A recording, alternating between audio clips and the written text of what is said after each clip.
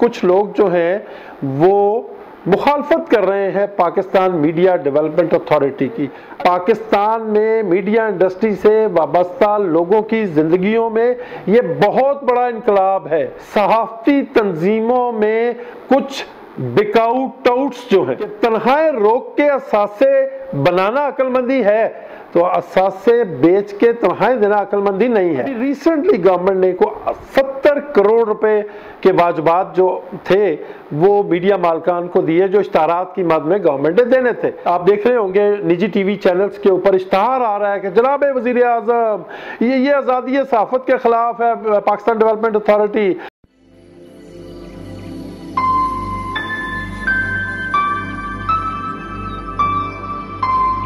बिस्मिल्लाहिर्रहमानिर्रहीम।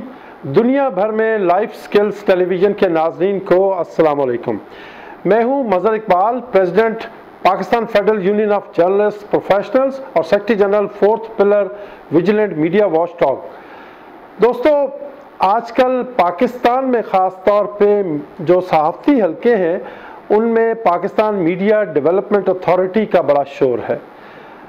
आज मैं शुक्रगुजार हूँ लाइफ स्किल्स टेलीविज़न की इंतज़ामिया का कि उन्होंने इस बात का इंतज़ाम किया कि इस हवाले से हम अपनी बात आप तक पहुँचा सकें। डेफिनेटली मीडिया और आवाम का चोली दामन का साथ है। मीडिया में जो कुछ हो रहा होता है, दुनिया में जो कुछ हो रहा होता है वो हम मीडिया के ज़रिए लोगों को बताते हैं, और जो मीडिया में चल रहा है मैं समझता हूँ उसके बारे में भी आपको आगाही होनी चाहिए। पाकिस्तान मीडिया डेवलपमेंट अथॉरिटी है क्या? कुछ लोग इसकी मुखालफत कर रहे हैं और पाकिस्तान में एक बहुत बड़ा हल्का सहाफ़ियों का जो है उसमें खुशी की लहर दौड़ गई है पाकिस्तान मीडिया डेवलपमेंट अथॉरिटी के क़याम के ऐलान के साथ ही।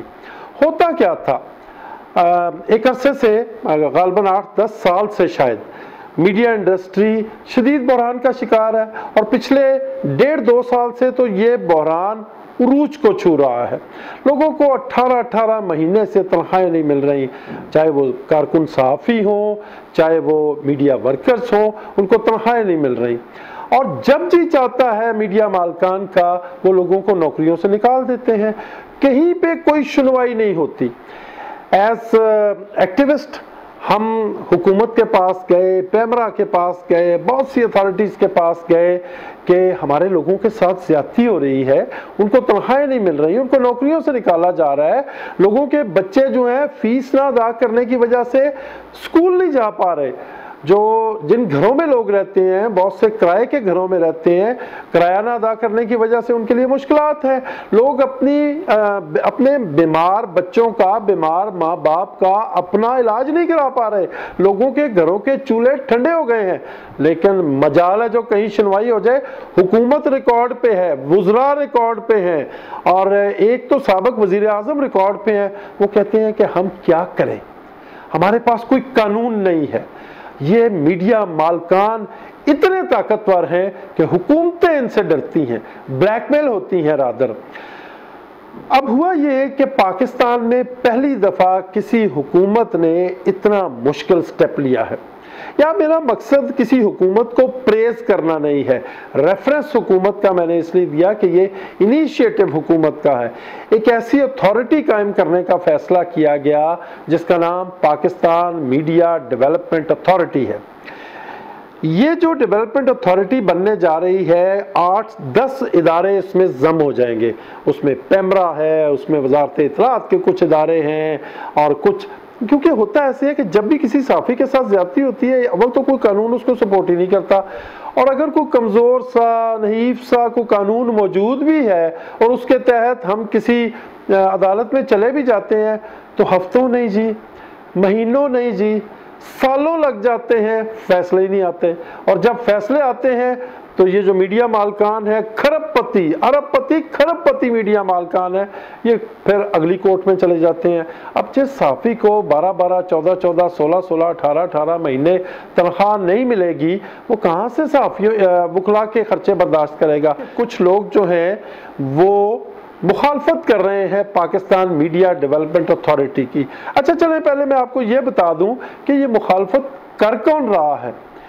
ये असल में मुखालफत कर रहे हैं पाकिस्तान के बड़े मीडिया हाउसेस के मालकान जिन्होंने कार्टेलाइजेशन की हुई है वो इसकी मुखालफत कर रहे हैं। वो क्यों कर रहे हैं वो मैं आगे जाके आपको बताने जा रहा हूं, क्योंकि इस अथॉरिटी के क़याम के बाद मेरे ख्याल में वो कारकुन सहाफ़ियों और मीडिया वर्कर्स पर जुल्म नहीं कर सकेंगे। ये एक दीवार होगा, मीडिया मालकान के जुल्म के खिलाफ एक बड़ी दीवार होगा। और इन मीडिया मालकान ने मुखालफत के लिए किनको चुना है? सहाफ़ती तंजीमों में कुछ बिकाऊ टाउट्स जो हैं उनको चुना है, जिन्होंने लिबादा तो उड़ा हुआ है सहाफ़ती लीडरान का, लेकिन असल में वो इन मीडिया हाउसेस के मालकान के टाउट्स हैं जो ये कह रहे हैं कि इस अथॉरिटी को नहीं बनना चाहिए। अच्छा, इसकी बहुत सी शिकें हैं, हम ये नहीं कह रहे कि इस पे बात नहीं होनी चाहिए, बात बहुत सी शिकें हैं। जिस तरह मैंने अर्ज किया, जो शिक चाहे मर्जी तब्दील हो जाए, हमारा जो कंसर्न है वो जिस शिक से है वो ये है कि इस अथॉरिटी के तहत, यानी पाकिस्तान मीडिया डेवलपमेंट अथॉरिटी के तहत एक जो कंप्लेंट कमीशन बनने जा रहा है, ट्रिब्यूनल्स बनने जा रहे हैं।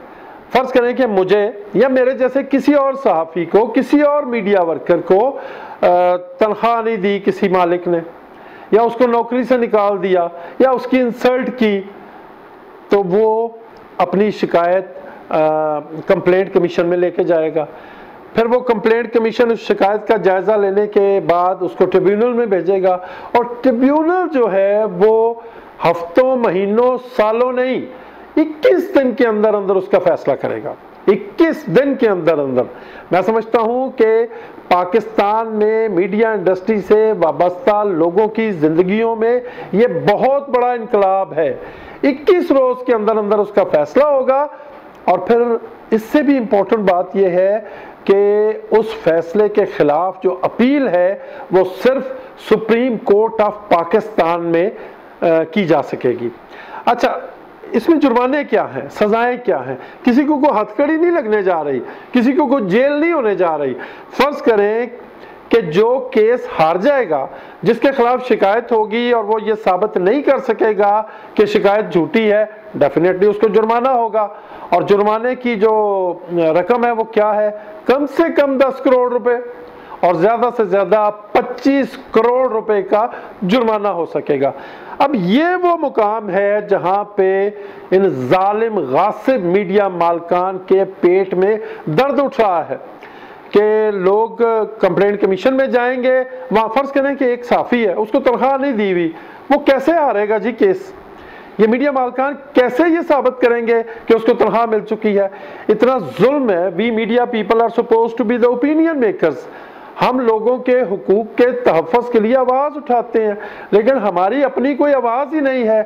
अनफॉर्चुनेटली पाकिस्तान में 90% जर्नलिस्ट और मीडिया वर्कर्स ऐसे हैं जिनके पास कोई अपॉइंटमेंट लेटर नहीं है।